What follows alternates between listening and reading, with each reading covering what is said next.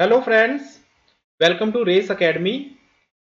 Race Academy वालों YouTube ਤੇ ਸ਼ੁਰੂ ਕੀਤੀ ਹੋਈ ਰੇਸ ਸੀਰੀਜ਼ ਜੋ ਕਿ ਐਗਜ਼ਾਮ ਪੁਆਇੰਟ ਆਫ View ਨਾਲ ਹੈ ਤੇ ਐਗਜ਼ਾਮ ਰਿਲੇਟਡ MCQs ਉਹਦੇ ਵਿੱਚ ਕਰਵਾਏ ਜਾਂਦੇ ਹੈ। ਉਸ ਵਿੱਚ ਮੇਰਾ ਯਾਨੀ ਕਿ ਅਜੇ ਸਿਡਾਣਾ ਦਾ ਜੋ ਯੋਗਦਾਨ ਹੈ ਉਹ ਕਰੰਟ ਅਫੇਅਰ ਦੇ ਵਿੱਚ ਰਹੇਗਾ। ਸੋ ਇਸ ਦੇ ਵਿੱਚ ਆਪਾਂ ਹਰ ਹਫਤੇ ਵੀਕਲੀ ਕਰੰਟ ਅਫੇਅਰ ਜਿਹੜਾ ਹੈ ਉਹ ਆਪਾਂ ਕਰਿਆ ਕਰਾਂਗੇ। ਸੋ ਇਸ ਵਾਰੀ ਫਸਟ ਵੀਕ ਆਫ ਨਵੰਬਰ 2024 ਦਾ ਕਰੰਟ ਅਫੇਅਰ ਆਪਾਂ ਕਰਨ ਜਾ ਰਹੇ ਹਾਂ। ਜੋ ਸੀਰੀਜ਼ ਆਲਰੇਡੀ ਚੱਲ ਰਹੀ ਹੈ ਕਰੰਟ ਅਫੇਅਰ T20 ਉਸੇ ਨੂੰ ਹੀ ਇਹਦੇ ਵਿੱਚ ਆਪਾਂ ਮਰਜ ਜਿਹੜਾ ਹੈ ਉਹ ਕਰਤਾ ਹੈ। ਸੋ ਆਪਾਂ ਹਰ ਹਫਤੇ ਤੁਹਾਨੂੰ ਪਤਾ ਹੈ ਕਿ 20 ਕੁਐਸਚਨ ਜਿਹੜੇ ਪਿਛਲਾ ਵੀਕ ਜੋ ਕਿ ਟੱਪਿਆ ਸੋ ਉਹਦੇ ਜੋ most important 20 current affair topics ਹੈਗੇ ਆ ਉਹ ਆਪਾਂ ਇਸ ਸੀਰੀਜ਼ ਦੇ ਵਿੱਚ ਜਾਂ ਆਪਾਂ ਕਹੀਏ ਕਿ ਅੱਜ ਦੇ ਲੈਕਚਰ ਦੇ ਵਿੱਚ ਆਪਾਂ ਕਰਾਂਗੇ ਫਸਟ ਵੀਕ ਆਫ ਨਵੰਬਰ 2024 ਦੇ। ਇਹ ਸਾਰੇ ਜਿਹੜੇ ਟੌਪਿਕਸ ਹੈ ਫਰੈਂਡਸ ਇਹ ਕਿਹੜੇ ਜਿਹੜੇ ਸੋਰਸਿਸ ਹੈਗੇ ਆ ਉਹਨਾਂ ਤੋਂ ਲਏ ਗਏ ਆ। ਉਹ ਸੋਰਸਿਸ ਤੁਹਾਡੇ ਸਾਹਮਣੇ ਹੈ ਸਾਰੇ ਦੇ ਸਾਰੇ ਨਿਊਜ਼ਪੇਪਰਸ, ਕਿਉਂਕਿ ਮੇਰਾ ਮੰਨਣਾ ਹੈ ਕਿ ਉਹ ਕਰੰਟ ਅਫੇਅਰ ਹੀ ਨਹੀਂ ਹੁੰਦਾ ਜੋ ਕਰੰਟ ਅਫੇਅਰ ਨਿਊਜ਼ਪੇਪਰ ਦੇ ਵਿੱਚ ਨਾ ਆਵੇ। ਸੋ ਓਬਵੀਅਸਲੀ ਅਗਰ ਕੋਈ ਇੰਪੋਰਟੈਂਟ ਨਿਊਜ਼ਪੇਪਰਸ ਨੇ ਕਵਰ ਕੀਤੀ ਹੈ ਤਾਂ ਹੀ ਜਿਹੜੀ ਹੈ ਉਹ ਆਪਣੀ general knowledge point of View ਦੇ ਨਾਲ ਇੰਪੋਰਟੈਂਟ ਹੋ ਜਾਂਦੀ ਹੈ। ਸੋ ਆਪਾਂ ਦਾ Hindu, Indian Express, Business Standard, Dainik Bhaskar, ਹੋਰ ਵੀ ਕਾਫੀ ਸਾਰੇ newspaper as well as government websites, various news agencies like PIB, All India Radio, so ਇਹਨਾਂ ਸਾਰੇ ਸੋਰਸਿਸ ਤੋਂ ਆਪਾਂ ਜਿਹੜਾ ਕਰੰਟ ਅਫੇਅਰ ਹੈ ਉਹ ਐਪ ਦੇ ਉੱਪਰ ਰੈਗੂਲਰ ਲੈਕਚਰਸ ਦੇ ਵਿੱਚ ਵੀ ਆਪਾਂ ਕਰਦੇ ਹਾਂ। ਉਹਦੇ ਵਿੱਚ ਵੀ ਆਪਾਂ ਵੀਕਐਂਡ ਦੇ ਹੀ ਲੈਕਚਰਸ ਆਉਂਦੇ ਆ ਉਹਦੇ ਵਿੱਚ। ਐਂਡ ਅੱਜ ਦਾ ਲੈਕਚਰ ਵੀ ਜਿਹੜਾ ਹੈ ਉਹ 20 ਮੋਸਟ ਇੰਪੋਰਟੈਂਟ ਜਿਹੜੇ ਕਰੰਟ ਅਫੇਅਰ ਦੇ ਟੌਪਿਕ ਆਪਾਂ ਇਹਨਾਂ ਸਾਰੇ ਸੋਰਸਿਸ ਦੇ ਉੱਪਰੋਂ ਲਏ ਹੋਏ ਹੈ। ਅੱਜ ਦੇ ਲੈਕਚਰ ਦਾ ਕੰਟੈਂਟ ਕੀ ਰਹੇਗਾ, ਆਪਾਂ ਪਹਿਲੇ ਵੀਕ ਨਵੰਬਰ ਦੇ ਫਸਟ ਵੀਕ ਚੋਂ ਆਪਾਂ ਮੋਸਟ ਇੰਪੋਰਟੈਂਟ 20 ਕੁਐਸਚਨ ਜਿਹੜੇ ਹੈ ਉਹ ਆਪਾਂ ਕਰਾਂਗੇ। ਇਹ ਤੁਹਾਡੇ ਸਾਰਿਆਂ ਲਈ ਹੀ ਬਹੁਤ ਫਾਇਦੇਮੰਦ ਹੋ ਸਕਦਾ ਹੈ। ਅਗਰ ਤਾਂ ਤੁਸੀਂ ਕਰੰਟ ਅਫੇਅਰ ਪੜ੍ਹ ਰਹੇ ਹੋ, ਕਿਸੇ ਵੀ ਸੋਰਸ ਤੋਂ ਪੜ੍ਹ ਰਹੇ ਹੋ, ਮੇਰੇ ਤੋਂ ਪੜ੍ਹ ਰਹੇ ਹੋ ਜਾਂ ਕਿਸੇ ਹੋਰ ਤੋਂ ਪੜ੍ਹ ਰਹੇ ਹੋ, ਜਿੱਥੋਂ ਵੀ ਤੁਸੀਂ ਕਰੰਟ ਅਫੇਅਰ ਪੜ੍ਹ ਰਹੇ ਹੋ ਤੁਸੀਂ ਆਪਦਾ ਇੱਥੇ ਟੈਸਟਿੰਗ ਕਰ ਸਕਦੇ ਹੋ ਕਿ ਕੀ ਤੁਹਾਨੂੰ ਆ ਕੁਐਸਚਨ ਆਉਂਦੇ ਜਾਂ ਨਹੀਂ ਆਉਂਦੇ ਤੇ ਆਊਟ ਆਫ 20 ਤੁਹਾਡੇ ਕਿੰਨੇ ਮਾਰਕਸ ਬਣ ਰਹੇ ਆ। ਉਹ ਤੁਸੀਂ ਕਮੈਂਟ ਬਾਕਸ ਦੇ ਵਿੱਚ ਵੀ ਅਗਰ ਚਾਹੋ ਤਾਂ ਲਿਖ ਸਕਦੇ ਹੋ।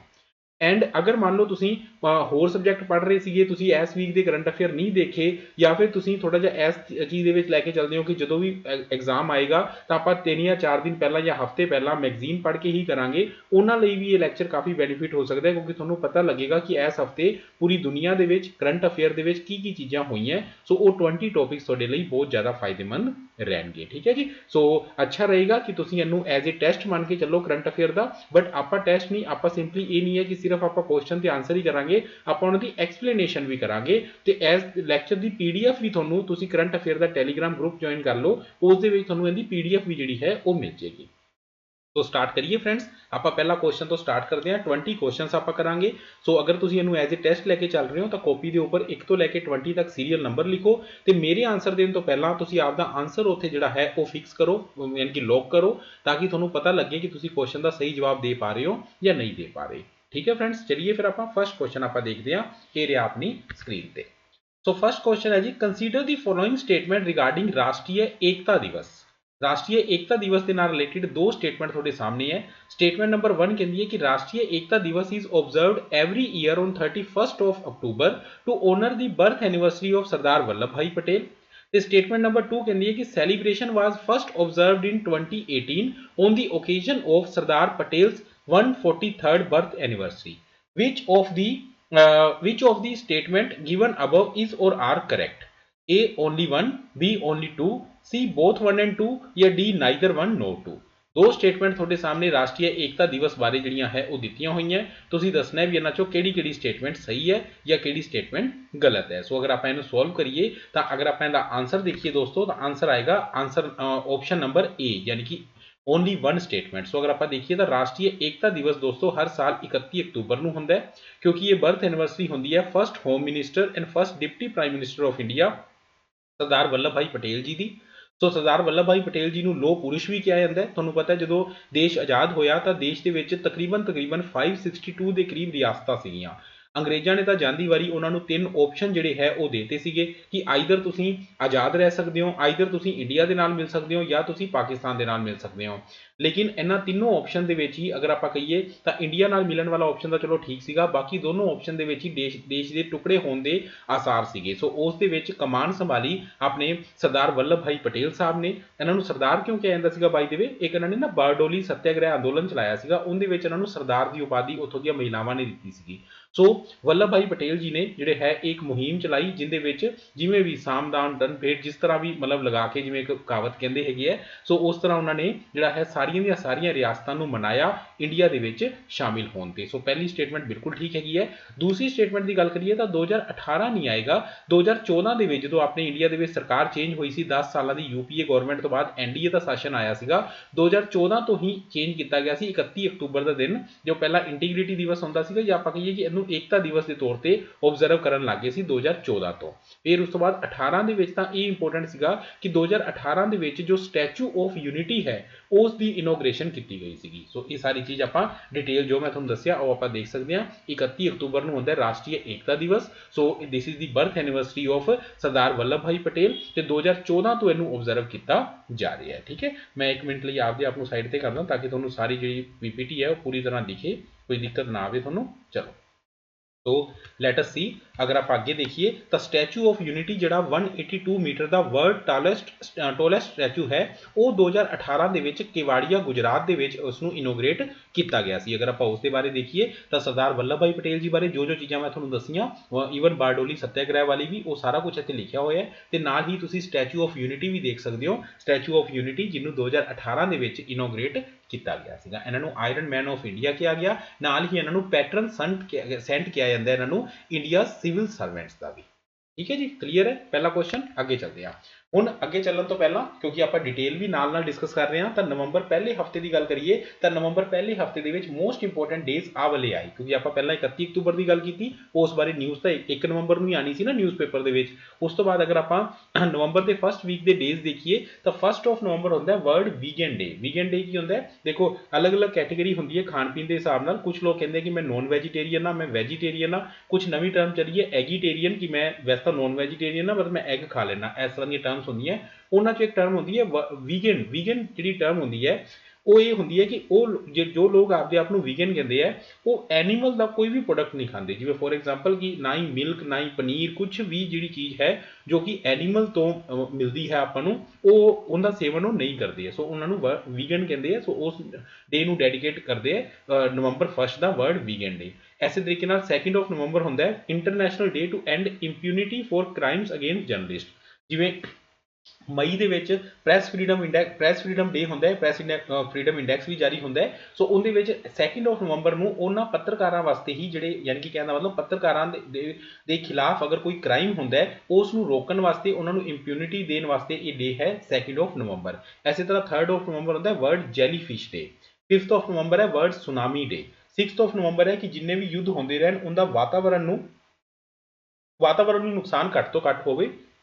तो ये भी देखा जाए कि वातावरण आप ये ना हो कि आप कैमिकल हथियार चला के या इदां दे हथियार चला के आप जो वातावरण भी प्रदूषित कर रहे होइए, क्योंकि एनवायरनमेंट सब का साझा होंगे। एनवायरनमेंट कदे बॉर्डर जोड़े है वो नहीं देखता। ठीक है जी, चलो पहला क्वेश्चन हो गया। सैकेंड क्वेश्चन देखते हैं जी।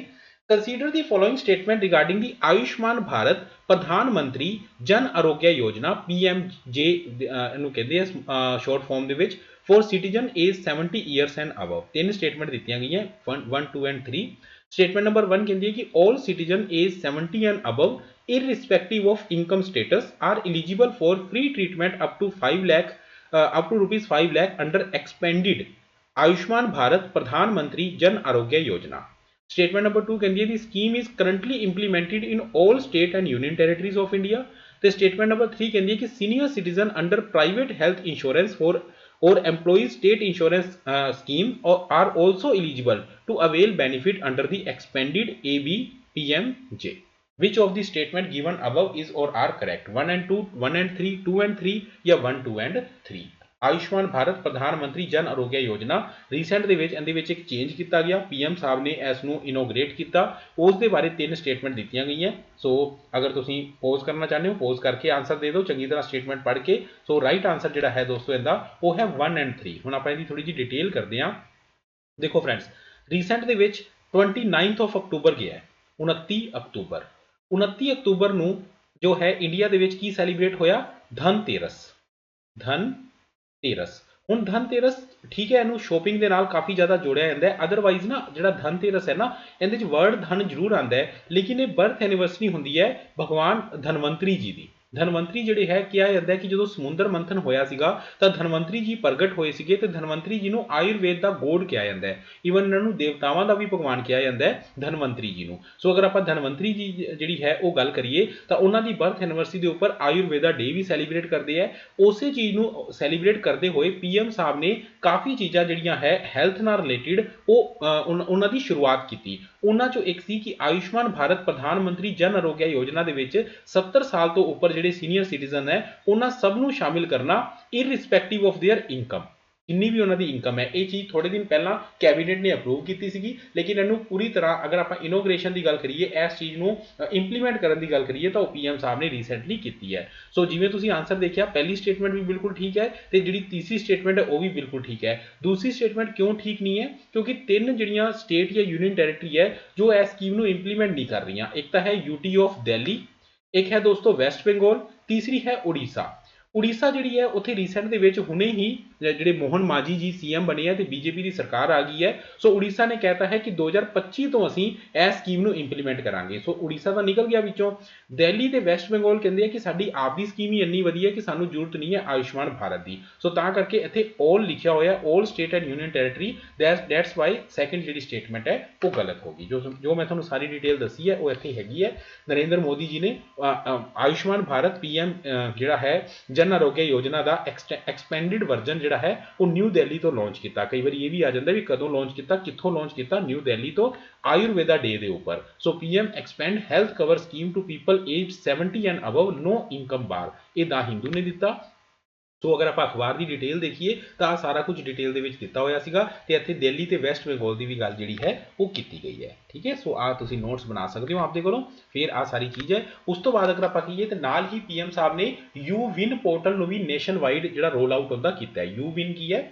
ਕੋਵਿਡ ਆਪਾਂ ਸਾਰਿਆਂ ਨੇ 2-3 ਸਾਲ ਪਹਿਲਾਂ ਕੋਵਿਡ ਦੇਖਿਆ। ਸੋ ਕੋਵਿਡ ਦੇ ਵਿੱਚ ਕੋਵਿਨ ਜਿਹੜਾ ਪੋਰਟਲ ਹੈ ਉਹ ਲਾਂਚ ਕੀਤਾ ਗਿਆ ਸੀਗਾ, ਜਿੰਦੇ ਤੋਂ ਆਪਾਂ ਨੂੰ ਜਦੋਂ ਵੀ ਆਪਾਂ ਨੂੰ ਬਾਅਦ ਚ ਜਦੋਂ ਇੰਜੈਕਸ਼ਨ ਲੱਗੇ ਸੀਗੇ ਕੋਵਿਡ ਦੇ ਤਾਂ ਬਾਅਦ ਚ ਆਉਂਦਾ ਸੀਗਾ ਵੀ ਜਿੱਥੇ ਵੀ ਮੰਨ ਲਓ ਆਪਾਂ ਮੂਵੀ ਦੇਖਣ ਜਾ ਰਹੇ ਹਾਂ ਜਾਂ ਕਿੱਥੇ ਘੁੰਮਣ ਫਿਰਨ ਜਾ ਰਹੇ ਹਾਂ ਤਾਂ ਉਹਦਾ ਜਿਹੜਾ ਵੈਕਸੀਨ ਦਾ ਸਰਟੀਫਿਕੇਟ ਦੇਖਦੇ ਸੀਗੇ। ਵੈਕਸੀਨ ਦਾ ਸਰਟੀਫਿਕੇਟ ਆਪਾਂ ਗੂਗਲ ਤੇ ਕੋਵਿਨ ਲਿਖ ਕੇ ਉੱਥੋਂ ਡਾਊਨਲੋਡ ਕਰਦੇ ਸੀ OTP ਲੈ ਕੇ। ਸੋ ਉਹ ਜਿਹੜਾ ਪੋਰਟਲ ਸੀਗਾ ਨਾ ਉਸ ਪੋਰਟਲ ਨੂੰ ਪੂਰੀ ਦੁਨੀਆ ਦੇ ਵਿੱਚ ਉਹਦੇ ਚਰਚੇ ਵੀ ਰਹੇ ਤੇ ਕਾਫੀ ਤਾਰੀਫ ਵੀ ਹੋਈ। ਹੁਣ ਉਸੇ ਪੋਰਟਲ ਨੂੰ ਯੂਜ਼ ਕੀਤਾ ਜਾ ਰਿਹਾ ਹੈ ਕਿ ਜਿਹੜੀਆਂ ਪ੍ਰੈਗਨੈਂਟ ਵੀਮਨ ਹੈਗੀਆਂ ਤੇ ਜਿਹੜੇ ਛੋਟੇ ਬੱਚੇ ਹੈ ਉਹਨਾਂ ਦਾ ਨਾ ਵੈਕਸੀਨੇਸ਼ਨ ਦਾ ਸ਼ੈਡਿਊਲ ਹੁੰਦਾ ਹੈ। ਹੁਣ ਤਾਂ ਕੀ ਹੁੰਦਾ ਹੈ ਕਿ ਕਾਰਡ ਵਗੈਰਾ ਬਣਦਾ ਹੈ ਤੇ ਕਾਰਡ ਤੇ ਲਿਖ ਦਿੰਦੇ ਆ ਵੀ 2 ਮਹੀਨੇ ਵਾਲਾ ਇੰਜੈਕਸ਼ਨ ਲੱਗ ਗਿਆ, 6 ਹਫ਼ਤੇ ਵਾਲਾ ਇੰਜੈਕਸ਼ਨ ਲੱਗ ਚੁੱਕਿਆ ਹੈ। ਕਿਉਂ ਨਾ ਉਸ ਚੀਜ਼ ਨੂੰ ਜਿਹੜੀ ਗਵਰਨਮੈਂਟ ਆਫ ਇੰਡੀਆ ਉਸ ਚੀਜ਼ ਨੂੰ ਕੀ ਕਰ ਰਹੀ ਹੈ, ਉਸ ਚੀਜ਼ ਨੂੰ ਡਿਜੀਟਲਾਈਜ਼ ਕਰਨ ਦੀ ਕੋਸ਼ਿਸ਼ ਕਰ ਰਹੀ ਹੈ। So you win portal launch ਕੀਤਾ ਗਿਆ ਜਿਹਦੇ ਤੇ ਉਹ ਸਾਰਾ ਜਿਹੜਾ ਸ਼ੈਡਿਊਲ ਹੈ ਉਹ ਉਸ ਪੋਰਟਲ ਦੇ ਉੱਪਰ ਹੋਏਗਾ। ਸੋ ਉਸ ਨੂੰ ਵੀ ਹੈਲਥ ਵਾਲੇ ਡੇ ਹੀ ਰੋਲ ਆਊਟ ਕੀਤਾ ਗਿਆ ਹੈ। ਨਾਲ ਹੀ ਇੱਕ ਚੀਜ਼ ਹੋਰ ਪੀਐਮ ਸਾਹਿਬ ਨੇ ਲਾਂਚ ਕੀਤੀ,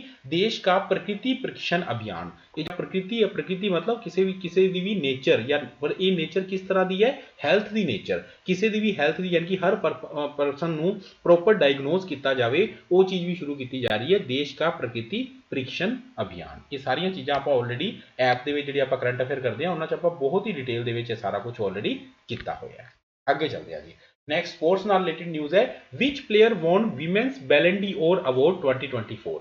ਸੋ ਵਿਮਨ ਬੈਲਨ ਡੀ ਔਰ ਦਾ ਅਵਾਰਡ ਇਹਨਾਂ ਚਾਰਾਂ ਚੋਂ ਕਿਹੜੇ ਪਲੇਅਰ ਨੂੰ ਰੀਸੈਂਟ ਦੇ ਵਿੱਚ ਮਿਲਿਆ? ਸੋ ਚਾਰ ਆਪਸ਼ਨ ਦੋਸਤੋ ਤੁਹਾਡੇ ਸਾਹਮਣੇ ਹੈ। ਸੋ ਜਿਹੜਾ ਸਹੀ ਜਵਾਬ ਹੈ ਉਹ ਹੈ ਆਇਟਾਨਾ ਬੋਨਮਾਟੀ। ਆਇਟਾਨਾ ਬੋਨਮਾਟੀ ਨੂੰ ਜਿਹੜਾ ਹੈ ਉਹ ਅਵਾਰਡ ਮਿਲਿਆ। ਅਗਰ ਆਪਾਂ ਸੈਮ ਕੇਰ ਦੀ ਗੱਲ ਕਰੀਏ ਤਾਂ ਇਹ ਤਾਂ ਕ੍ਰਿਕਟ ਦੇ ਪਲੇਅਰ ਹੈਗੇ ਜਿਨ੍ਹਾਂ ਨੂੰ ਰੀਸੈਂਟ ਦੇ ਵਿੱਚ ਆਪਾਂ ਪਿਛਲੇ ਲੈਕਚਰ ਦੇ ਵਿੱਚ ਪਿਛਲੇ ਵੀਕਲੀ ਲੈਕਚਰ 'ਚ ਆਪਾਂ ਦੇਖਿਆ ਸੀ ਕਿ ਨਿਊਜ਼ੀਲੈਂਡ ਨੇ T20 ਵਰਲਡ ਕੱਪ ਜਿੱਤਿਆ ਤੇ ਨਿਊਜ਼ੀਲੈਂਡ ਦੀ ਆਲਰਾਊਂਡਰ ਸੈਮ ਕੇਰ ਨੂੰ ਜਿਹੜਾ ਪਲੇਅਰ ਆਫ ਦੀ ਟੂਰਨਾਮੈਂਟ ਮਿਲਿਆ। ਸੋ ਅਗਰ ਆਪਾਂ ਆਇਟਾਨਾ ਬੋਨਮਾਟੀ ਦੀ ਗੱਲ ਕਰੀਏ ਤਾਂ ਇਹਨਾਂ ਨੂੰ ਫੀਮੇਲ ਬੈਲਨ ਡੀ ਔਰ ਅਵਾਰਡ ਮਿਲਿਆ। ਬੈਲਨ ਡੀ ਔਰ ਅਵਾਰਡ ਫਰਾਂਸ ਦੁਆਰਾ ਦਿੱਤੇ ਜਾਂਦੇ ਆ।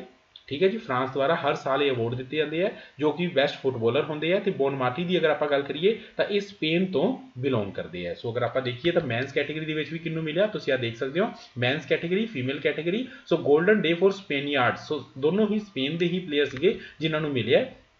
ਉਸ ਤੋਂ ਬਾਅਦ ਅਗਰ ਆਪਾਂ ਗੱਲ ਕਰੀਏ ਤਾਂ ਫੀਮੇਲ ਚੋਂ ਆਇਟਾਨਾ ਬੋਨਮਾਟੀ ਜੋ ਕਿ ਸਪੇਨ ਤੋਂ ਖੇਲਦੀ ਹੈ ਤੇ ਉਸ ਤੋਂ ਬਾਅਦ ਅਗਰ ਆਪਾਂ ਗੱਲ ਕਰੀਏ ਤਾਂ ਮੈਨਸ ਚੋਂ ਸਪੇਨ ਦੇ ਹੀ ਮਿਸਟਰ ਰੋਡਰੀ। ਠੀਕ ਹੈ, ਰੋਡਰੀ ਨੂੰ ਜਿਹੜਾ ਹੈ ਇਹ ਅਵਾਰਡ ਮਿਲਿਆ ਹੈਗਾ, ਬੈਲਨ ਡੀ ਔਰ ਅਵਾਰਡ। ਅੱਗੇ ਚੱਲਦੇ ਹਾਂ। The Vajra shot which was showcased at Swalamban 2024 is an anti-drone gun developed by which company? ਸੋ ਸਵਾਲੰਬਨ 2024 ਦੇ ਵਿੱਚ ਸ਼ੋਕੇਸ ਕੀਤੀ ਗਈ ਸੀ ਇੱਕ ਵਜਰ ਸ਼ੋਟ ਗਨ। ਇਹ ਜਿਹੜੀ ਐਂਟੀ ਡਰੋਨ ਗਨ ਹੈ ਇਹਨੂੰ ਕਿਹੜੀ ਕੰਪਨੀ ਨੇ ਡਿਵੈਲਪ ਕੀਤਾ ਹੈ? Very important. सो चार ऑप्शन है, big bang boom solution, Hindustan aeronautics limited, Bharat electronics या लार्सन एंड टूब्रो।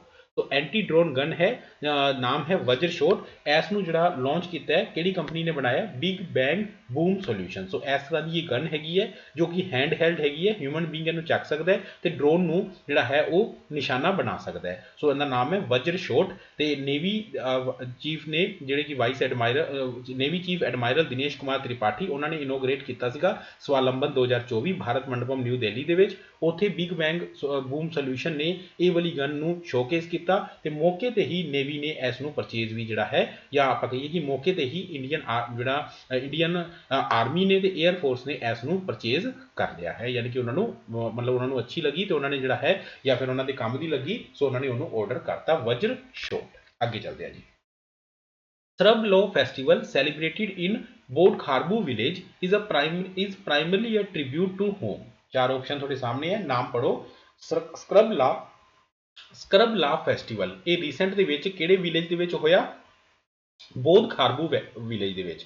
ਇਹ ਬੋਧ ਖਾਰਬੂ ਵਿਲੇਜ ਕਿੱਥੇ ਹੈ, ਇਹ ਇੱਥੋਂ ਵੀ ਕੁਐਸਚਨ ਮਿਲ ਸਕਦਾ ਹੈ। ਜਾਂ ਫਿਰ ਸਕਰਬ ਲਾ ਫੈਸਟੀਵਲ ਕਿੱਥੋਂ ਦਾ ਫੈਸਟੀਵਲ ਹੈ, ਇਹ ਵੀ ਕੁਐਸਚਨ ਬਣ ਸਕਦਾ ਹੈ। ਲੇਕਿਨ ਪੁੱਛਿਆ ਗਿਆ ਵੀ ਕਿਸ ਚੀਜ਼ ਨਾਲ ਰਿਲੇਟ ਕਰਦਾ ਹੈ, ਤਾਂ ਇਹ ਰਿਲੇਟ ਕਰਦਾ ਹੈ ਦੋਸਤੋ ਫਾਰਮਰਸ ਨਾਲ ਤੇ ਉਹਨਾਂ ਦੇ ਹਾਰਵੈਸਟ ਸੀਜ਼ਨ ਨਾਲ। ਤੇ ਲੱਦਾਖ ਦੇ ਵਿੱਚ ਇਸ ਫੈਸਟੀਵਲ ਨੂੰ ਕੀਤਾ ਗਿਆ। ਦੀ ਐਨੂਅਲ ਸਕਰਬ ਲਾ festival celebrating Ladakh's harvest season and cultural richness. So Ladakh ਦੇ ਵਿੱਚ ਇਹ ਜਿਹੜਾ ਕਲਚਰਲ ਫੈਸਟੀਵਲ ਹੈ ਰੀਸੈਂਟ ਦੇ ਵਿੱਚ ਹੋਇਆ, ਨਾਮ ਹੈ ਸਰਬ ਲਾ।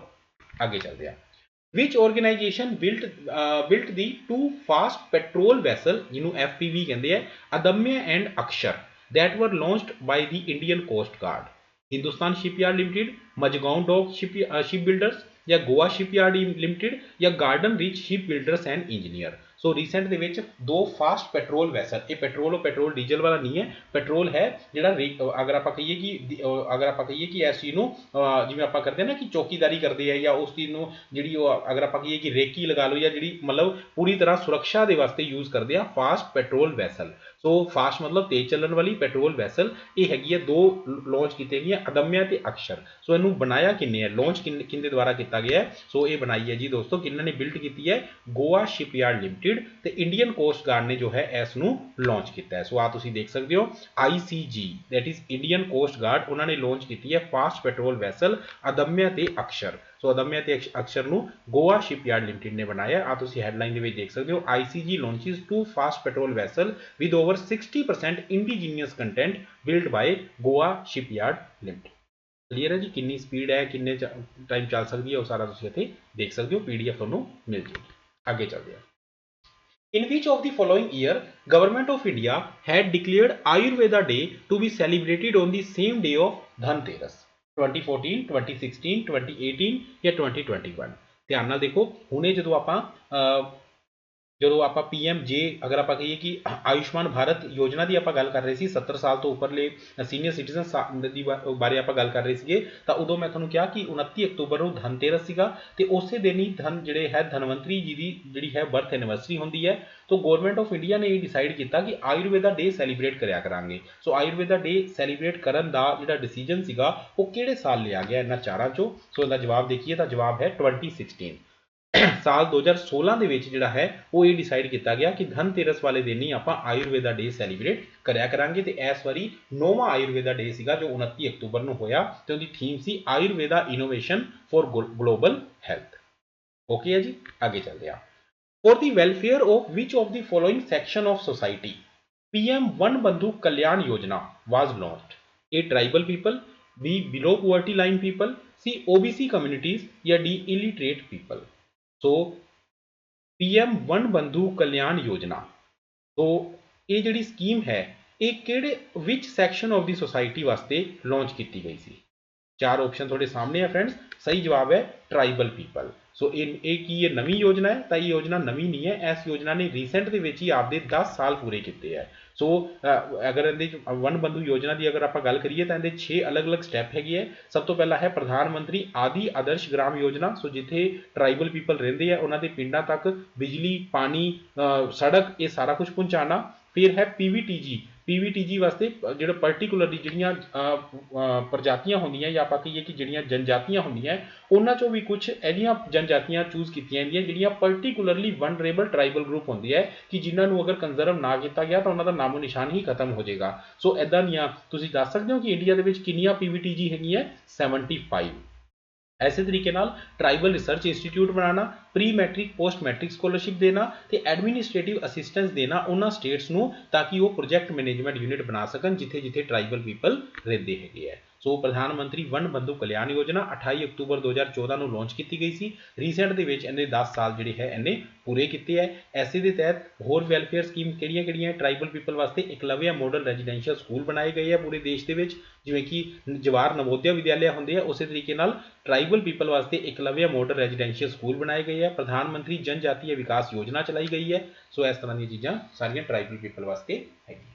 ਨੈਕਸਟ ਕੁਐਸਚਨ ਦੇਖਦੇ ਹਾਂ ਜੀ, which temple in India is popularly known as black pagoda. Black pagoda ਇਹਨਾਂ ਚੋਂ ਕਿਹੜੇ ਟੈਂਪਲ ਨੂੰ ਇੰਡੀਆ ਦੇ ਵਿੱਚ ਕਿਹਾ ਜਾਂਦਾ ਹੈ? ਸੋ ਕਿਉਂ ਨਿਊਜ਼ ਦੇ ਵਿੱਚ ਸੀਗਾ?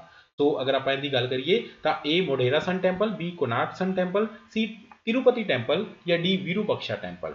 ਬਲੈਕ ਪਗੋੜਾ, ਬਲੈਕ ਪਗੋੜਾ ਕਿਹੜੇ ਜਿਹੜਾ ਮੰਦਿਰ ਹੈ ਉਸ ਨੂੰ ਕਿਹਾ ਜਾਂਦਾ ਹੈ? ਆਨਸਰ ਆਏਗਾ ਕੋਨਾਰਕ ਸਨ ਟੈਂਪਲ। ਇਹ ਕਿਉਂ ਨਿਊਜ਼ ਦੇ ਵਿੱਚ ਸੀਗਾ? ਕਿਉਂਕਿ ਰੀਸੈਂਟ ਦੇ ਵਿੱਚ ਜੋ ਰਾਸ਼ਟਰਪਤੀ ਭਵਨ ਦੇ ਵਿੱਚ ਜੋ ਪਾਰਕ ਹੈ, ਜੋ ਉਦਿਆਨ ਹੈ, ਉਸ ਉਦਿਆਨ ਦੇ ਵਿੱਚ ਰੈਪਲੀਕਾ ਲਗਾਈ ਗਈ ਹੈ ਕੋਨਾਰਕ ਵੀਲ ਦੀ। ਕੋਨਾਰਕ ਵੀਲ ਜੋ ਕਿ ਰਥ ਟਾਈਪ ਇੱਕ ਮੰਦਿਰ ਬਣਿਆ ਹੋਇਆ ਕੋਨਾਰਕ ਸਨ ਟੈਂਪਲ, ਉਹਦੇ ਜਿਹੜੇ 7 ਘੋੜੇ ਹੈ ਉਹ 7 ਦਿਨਾਂ ਨੂੰ ਦਿਖਾਉਂਦੇ ਆ ਹਫਤੇ ਦੇ। ਐਸੇ ਤਰੀਕੇ ਦੇ ਨਾਲ ਉਸ ਦੇ ਵਿੱਚ ਇੱਕ ਪਹੀਆ ਵੀ ਹੈਗਾ ਜਿਹਨੂੰ ਕੋਨਾਰਕ ਵੀਲ ਕਹਿੰਦੇ ਆ। ਸੋ ਕੋਨਾਰਕ ਵੀਲ ਦੀ ਰੈਪਲੀਕਾ ਜਿਹੜੀ ਹੈ ਉੱਥੇ ਲਗਾਈ ਗਈ ਹੈ। ਸੋ ਉਸ ਕਰਕੇ ਇਹ ਨਿਊਜ਼ ਦੇ ਵਿੱਚ ਆਇਆ। 13ਵੀਂ ਸ਼ਤਾਬਦੀ ਦਾ ਇਹ ਵੀਲ ਕਲੋਕ ਹੈ। ਸੋ ਜਿਹੜਾ ਹੈ ਕੋਨਾਰਕ ਸਨ ਟੈਂਪਲ ਦੇ ਵਿੱਚ ਹੈ। Konark sun temple UNESCO world heritage site ਵੀ ਹੈਗਾ।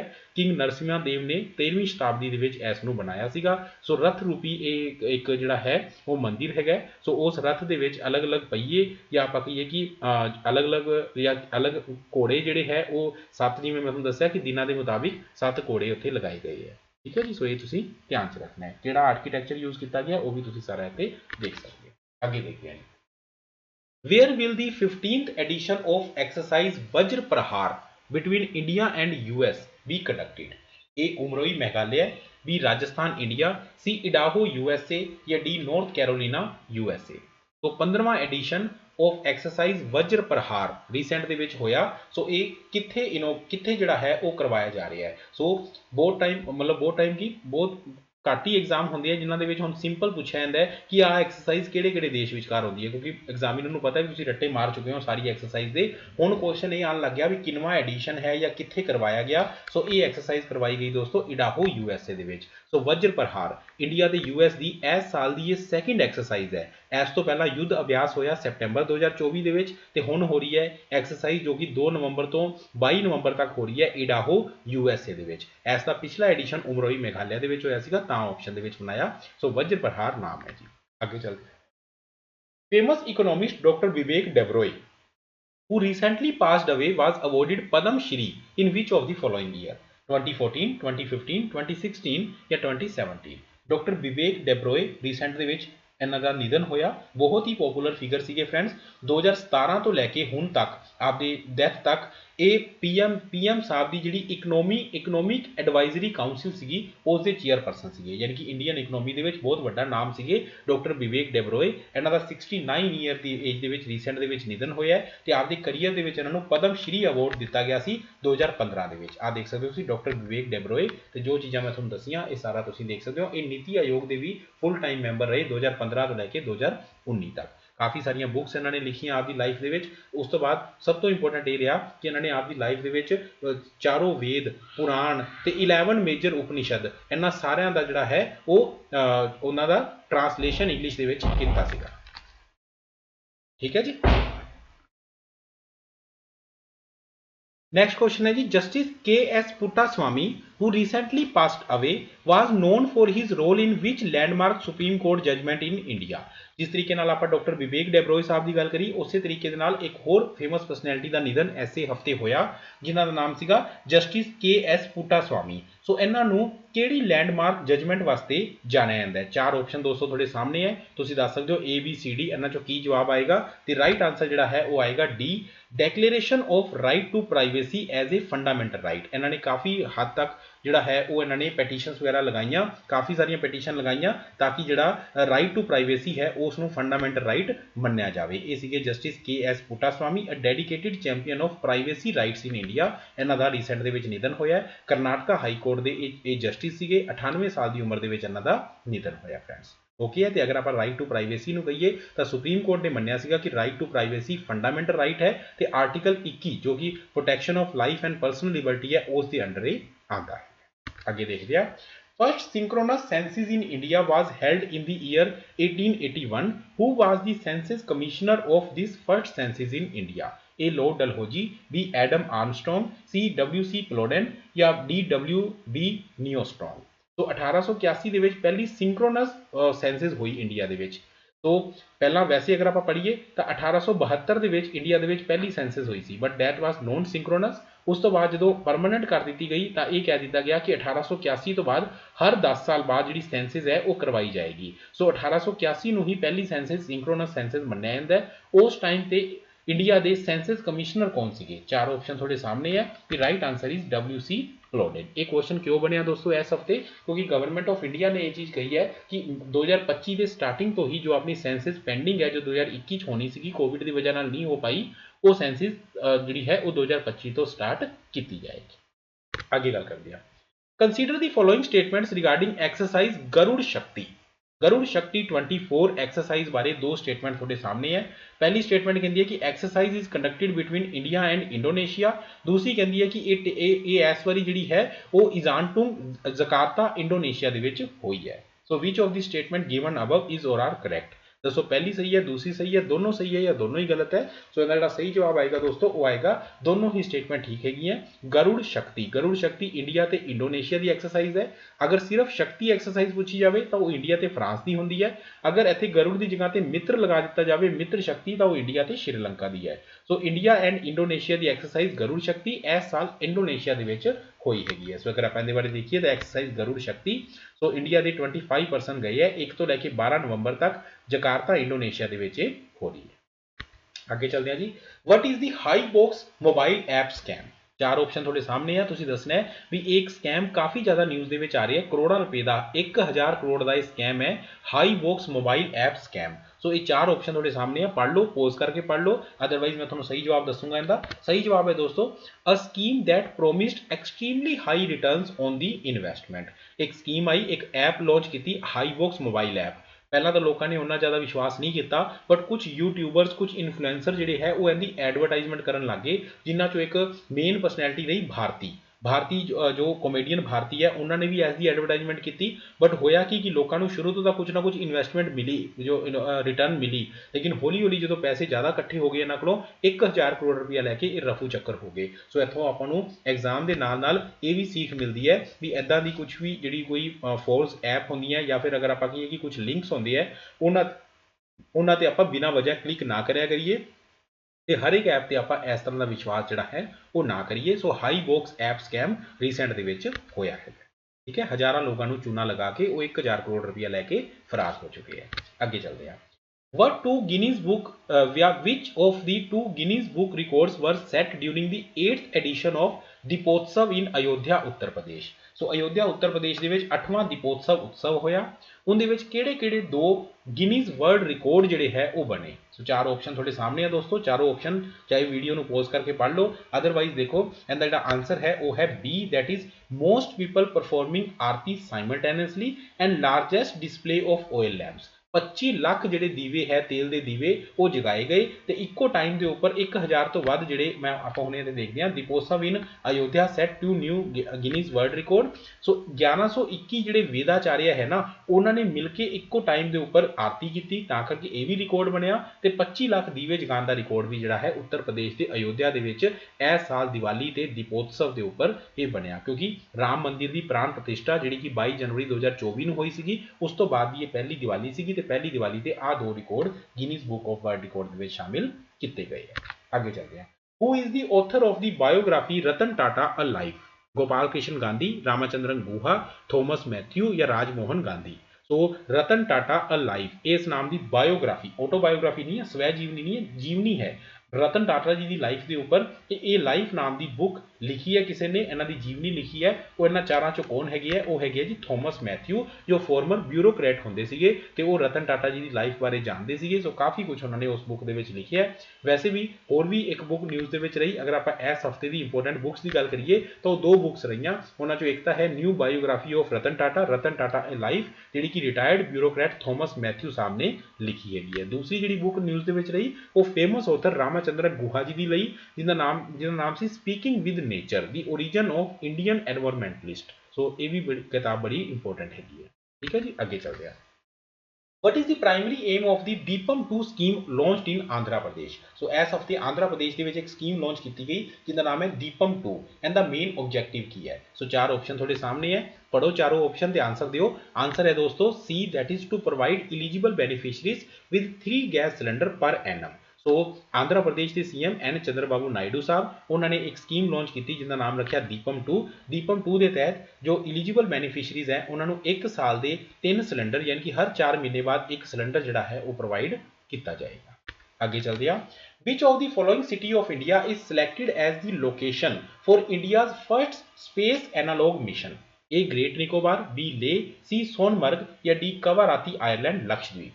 तो इंडिया का पहला स्पेस एनालॉग मिशन ਇਹ ਇਹਨਾਂ ਚਾਰਾਂ ਚੋਂ ਕਿਹੜੀ ਸਿਟੀ ਦੇ ਵਿੱਚ ਲਾਂਚ ਕੀਤਾ ਗਿਆ ਹੈ? ਬਹੁਤ ਇੰਪੋਰਟੈਂਟ ਕੁਐਸਚਨ ਹੈ। ਮੇਰੇ ਅਕੋਰਡਿੰਗ ਐਗਜ਼ਾਮੀਨਰ ਆਉਣ ਵਾਲੇ ਟਾਈਮ ਦੇ ਵਿੱਚ ਇਸ ਟੌਪਿਕ ਕਰਨੀ ਦੇਖ ਸਕਦਾ ਹੈ ਕੁਐਸਚਨ ਬਣਾਉਣ ਵਾਸਤੇ। ਆਨਸਰ ਹੈ ਜੀ ਲੇਹ ਦੇ ਵਿੱਚ ਕੀਤਾ ਗਿਆ ਹੈ। ਦੇਖੋ ਧਿਆਨ ਨਾਲ ਦੇਖੋ, ਆ ਜ਼ਮੀਨ ਤੁਹਾਨੂੰ ਇਦਾਂ ਨਹੀਂ ਲੱਗ ਰਹੀ ਕਿ ਕਿਸੇ ਹੋਰ ਗ੍ਰਹਿ ਤੇ ਆ ਚੁੱਕੇ ਹਾਂ। ਸੋ ਲੇਹ ਦੇ ਵਿੱਚ ਇੱਕ ਚਟਾਨੀ ਇਹੋ ਜਿਹਾ ਏਰੀਆ ਹੈਗਾ ਵੀ ਦੂਰ ਦੂਰ ਤੱਕ ਕੋਈ ਲੋਕ ਨਹੀਂ ਦਿਖਦੇ, ਦੂਰ ਦੂਰ ਤੱਕ ਕੋਈ ਪੇੜ ਪੌਦੇ ਨਹੀਂ ਦਿਖਦੇ, ਕੋਈ ਇੱਕ ਯਾਨੀ ਕਿ ਇਸ ਤਰ੍ਹਾਂ ਨਹੀਂ ਲੱਗਦਾ ਕੋਈ ਬੂਟਾ ਵੀ ਨਹੀਂ ਦਿਖਦਾ। ਸੋ ਉਸ ਨਾਲ ਕੀ ਹੈ ਕਿ ਉਸ ਜਗ੍ਹਾ ਦੇ ਉੱਪਰ ਇਸ ਤਰੀਕੇ ਦਾ ਐਨਾਲੋਗ ਤਿਆਰ ਕੀਤਾ ਜਾਊਗਾ ਕਿ ਜਿਹੜੇ ਆਪਣੇ ਗਗਨਯਾਨ ਮਿਸ਼ਨ ਦੇ ਵਿੱਚ ਜਿਹੜੇ ਐਸਟਰੋਨੌਟ ਜਾਣੇ ਹੈ ਉਹਨਾਂ ਨੂੰ ਉੱਥੇ ਹੀ ਭੇਜ ਕੇ ਐਕਸਟ੍ਰੀਮ ਕੰਡੀਸ਼ਨਸ ਦੇ ਕੇ ਉਹ ਟਾਈਮ ਟੂ ਟਾਈਮ ਉਹਨਾਂ ਦੀ ਜਿਹੜੀ ਹਾਰਟ ਬੀਟ ਹੈ, ਬਲੱਡ ਪ੍ਰੈਸ਼ਰ ਹੈ ਜਾਂ ਆਕਸੀਜਨ ਲੈਵਲ ਹੈ ਉਹ ਸਾਰਾ ਕੁਝ ਚੈੱਕ ਕੀਤਾ ਜਾਊਗਾ। ਸੋ ਇੱਕ ਪ੍ਰਾਈਵੇਟ ਕੰਪਨੀ ਇਸ ਤਰ੍ਹਾਂ ਦਾ ਐਨਾਲੋਗ ਬਣਾ ਰਹੀ ਹੈ, ਕਿੱਥੇ? ਲੇਹ ਦੇ ਵਿੱਚ ਬਣਾ ਰਹੀ ਹੈ। ਉਹ ਇੰਡੀਆ ਦਾ ਪਹਿਲਾ ਮਾਰਸ ਮੂਨ ਐਨਾਲੋਗ ਮਿਸ਼ਨ ਜਿਹੜਾ ਹੈਗਾ। ਦਾ ਹਿੰਦੂ ਨੇ ਇਸ ਤਰ੍ਹਾਂ ਕਵਰ ਕੀਤਾ, eye on moon voyage ISRO gets first analogue space mission. ਸੋ ਆ ਸਾਰੀ ਚੀਜ਼ ਹੈ। ਆਕਾ ਸਪੇਸ ਸਟੂਡੀਓ ਨੇ ਜਿਹੜਾ ਹੈ ਉਹ IIT ਬੰਬੇ ਤੇ ਯੂਨੀਵਰਸਿਟੀ ਆਫ ਲੱਦਾਖ ਦੇ ਨਾਲ ਮਿਲ ਕੇ ਇਹ ਸਾਰੀ ਚੀਜ਼ ਨੂੰ ਕੀਤਾ ਹੈ। ਓਕੇ ਹੈ ਜੀ, ਚਲੋ ਅੱਗੇ ਗੱਲ ਕਰਦੇ ਹਾਂ। ਅਗਰ ਆਪਾਂ ਗਗਨਯਾਨ ਮਿਸ਼ਨ ਦੀ ਗੱਲ ਕਰੀਏ ਤਾਂ 2026 ਦੇ ਵਿੱਚ ਇਹਨੂੰ ਲਾਂਚ ਕੀਤਾ ਜਾਏਗਾ ਤੇ ਅਗਲੇ ਸਾਲ ਤੋਂ ਐਕਸਪੈਰੀਮੈਂਟ ਸ਼ੁਰੂ ਹੋ ਜਾਣਗੇ। ਇਹਦੇ ਵਿੱਚ ਇੱਕ ਕ੍ਰਿਊ ਮੋਡਿਊਲ ਭੇਜਿਆ ਜਾਏਗਾ ਜੋ ਕਿ ਜਿੰਦੇ ਵਿੱਚ ਇੰਡੀਆ ਦੇ ਕੁਝ ਐਸਟਰੋਨੌਟ ਬੈਠ ਕੇ ਜਾਣਗੇ। ਇਹ ਸਾਰਾ ਕੁਝ ਤੁਸੀਂ ਇੱਥੇ ਦੇਖ ਸਕਦੇ ਹੋ। ਪ੍ਰੋਜੈਕਟ ਜਿਹੜਾ ਹੈ ਮੋਦੀ ਜੀ ਨੇ 15 ਅਗਸਤ 2018 ਨੂੰ ਦੱਸਿਆ ਸੀਗਾ ਤੇ ਸਪੀਚ ਦੇ ਵਿੱਚ ਤੇ 2024-25 ਦੇ ਵਿੱਚ ਹੀ ਭੇਜਿਆ ਜਾਣਾ ਸੀਗਾ, ਲੇਕਿਨ 2 ਸਾਲ ਕੋਵਿਡ ਦੀ ਵਜ੍ਹਾ ਨਾਲ ਖਰਾਬ ਹੋ ਗਏ। ਉਸ ਵਜ੍ਹਾ ਨਾਲ ਜਿਹੜਾ ਹੈ ਇਹ ਥੋੜਾ ਜਿਹਾ ਡਿਲੇ ਕੀਤਾ ਗਿਆ ਹੈ ਤੇ ਜਦੋਂ ਇਹ ਭੇਜਿਆ ਜਾਏਗਾ ਇੰਡੀਆ ਚੌਥੀ ਕੰਟਰੀ ਬਣ ਜਾਏਗਾ ਪੂਰੀ ਦੁਨੀਆ ਦੇ ਵਿੱਚ after Russia, US and China, ਜਿਨ੍ਹਾਂ ਨੇ ਆਪਦੇ ਐਸਟਰੋਨੌਟ ਜਿਹੜੇ ਹੈ ਉਹ ਆਪਦੇ ਲੈਵਲ ਦੇ ਉੱਪਰ ਅੰਤਰਿਕਸ਼ ਦੇ ਵਿੱਚ ਭੇਜੇ ਹੈ ਤੇ ਸਭ ਤੋਂ ਸਸਤਾ ਮਿਸ਼ਨ ਵੀ ਹੋਏਗਾ ਪੂਰੀ ਦੁਨੀਆ ਦੇ ਕੰਪੈਰੀਜ਼ਨ ਦੇ ਵਿੱਚ। 10,000 ਕਰੋੜ ਰੁਪਏ ਦੀ ਲਾਗਤ ਦੇ ਨਾਲ ਇਹ ਸਾਰਾ ਕੁਝ ਕੀਤਾ ਜਾਏਗਾ। ਤੇ ਕਿਹੜੇ ਚਾਰ ਜਿਹੜੇ ਹੈ ਉਹ ਐਸਟਰੋਨੌਟ ਡਿਸਾਈਡ ਕੀਤੇ ਗਏ ਆ ਕਿ ਜਾਣਗੇ। ਉਹਨਾਂ ਚਾਰਾਂ ਨੂੰ ਪਿਛਲੇ ਸਾਲ PM ਸਾਹਿਬ ਨੇ ਚਾਰਾਂ ਦੇ ਨਾਮ ਸਾਹਮਣੇ ਲੈ ਕੇ ਆਉਂਦੇ ਸੀਗੇ। ਉਹ ਹੈਗੇ group captain Prashant Nair, group captain Ajit Krishnan, group captain Angad Pratap ਤੇ ਵਿੰਗ ਕਮਾਂਡਰ ਸੁਭਾਂਸ਼ੂ ਸ਼ੁਕਲਾ। ਹੋ ਸਕਦਾ ਇਹਨਾਂ ਚੋਂ ਕੋਈ 3 ਜਾਣ ਜਾਂ ਹੋ ਸਕਦਾ ਚਾਰਾਂ ਨੂੰ ਹੀ ਭੇਜ ਦਿੱਤਾ ਜਾਵੇ। ਨੈਕਸਟ ਦੇਖਦੇ ਆ ਜੀ। ਅਤਾਨੂ ਦਾਸ recently won bronze medal for India in which of the following game? Table tennis, billiards, chess ਜਾਂ ਆਰਚਰੀ। ਸੋ ਅਤਾਨੂ ਦਾਸ ਨੇ ਰੀਸੈਂਟਲੀ ਇੰਡੀਆ ਨੂੰ ਬ੍ਰੌਂਜ ਮੈਡਲ ਜਿਹੜਾ ਹੈ ਉਹ ਦਿਵਾਇਆ ਹੈਗਾ। ਸੋ ਇਹ ਕਿਹੜੀ ਗੇਮ ਦੇ ਨਾਲ ਬਿਲੋਂਗ ਕਰਦੇ ਆ? ਟੇਬਲ ਟੈਨਿਸ ਨਾਲ, ਬਿਲੀਅਰਡਸ ਨਾਲ, ਚੈਸ ਨਾਲ ਜਾਂ ਆਰਚਰੀ ਨਾਲ? ਸੋ ਦੀ ਰਾਈਟ ਆਂਸਰ ਇਜ਼ ਆਰਚਰੀ, ਤੀਰੰਦਾਜ਼ੀ ਦੇ ਨਾਲ ਬਿਲੋਂਗ ਕਰਦੇ ਆ ਇੰਡੀਆ ਦੇ ਪਲੇਅਰ ਅਤਾਨੂ ਦਾਸ। ਰੀਸੈਂਟ ਦੇ ਵਿੱਚ ਸਵਿਸ ਓਪਨ ਹੋਇਆ ਸਵਿਟਜ਼ਰਲੈਂਡ ਦੇ ਵਿੱਚ, ਉੱਥੇ ਇਹਨਾਂ ਨੇ ਬ੍ਰੌਂਜ ਮੈਡਲ ਜਿੱਤਿਆ ਹੈ। ਸੋ ਓਕੇ ਫਰੈਂਡਸ, ਇਹ ਸੀਗਾ ਆਪਣਾ ਅੱਜ ਦਾ ਲੈਕਚਰ। ਸੋ ਜਿਹਦੇ ਵਿੱਚ ਆਪਾਂ, ਮੈਂ ਤੁਹਾਡੇ ਸਾਹਮਣੇ ਆਣਾ 2 ਮਿੰਟ ਲਈ। ਸੋ ਇਸ ਦੇ ਵਿੱਚ ਅਗਰ ਆਪਾਂ ਗੱਲ ਕਰੀਏ ਤਾਂ ਇਸ ਲੈਕਚਰ ਦੇ ਵਿੱਚ ਆਪਾਂ ਨਵੰਬਰ ਦੇ ਫਸਟ ਵੀਕ ਦੇ ਜਿਹੜੇ ਕਰੰਟ ਅਫੇਅਰ ਹੈ ਉਹ ਆਪਾਂ ਡਿਟੇਲ ਦੇ ਵਿੱਚ ਸਟੱਡੀ ਕੀਤੇ, 20 ਮੋਸਟ ਇੰਪੋਰਟੈਂਟ ਟੌਪਿਕਸ। ਸੋ ਇਸੇ ਤਰ੍ਹਾਂ ਅਗਰ ਤੁਸੀਂ ਟੌਪਿਕਸ ਹੋਰ ਵੀ ਕਰਨੇ ਹੁੰਦੇ ਆ ਜਾਂ ਫਿਰ ਵੀਕਐਂਡ ਤੇ ਕਲਾਸਿਸ ਲਗਾਉਣੀਆਂ ਹੁੰਦੀਆਂ ਤਾਂ ਤੁਸੀਂ ਐਪ ਦੇ ਜਿਹੜੀ ਹੈ ਇੰਸਟਾਲ ਕਰ ਸਕਦੇ ਹੋ ਤੇ ਉਹਦੇ ਵਿੱਚ ਇਹ ਸਾਰੀ ਚੀਜ਼ ਕਰ ਸਕਦੇ ਹੋ। Okay friends, thank you so much. So ਅਗਰ ਕੋਈ ਕੁਐਰੀ ਹੈ, ਕੋਈ PDF ਰਿਗਾਰਡਿੰਗ ਕੁਝ ਪੁੱਛਣਾ ਹੈ ਤਾਂ ਨੀਚੇ ਦਿੱਤੇ ਗਏ ਨੰਬਰ ਤੇ ਤੁਸੀਂ ਕੰਟੈਕਟ ਕਰ ਸਕਦੇ ਹੋ। ਥੈਂਕ ਯੂ, ਮਿਲਾਂਗੇ ਆਪਾਂ next week. Thank you so much.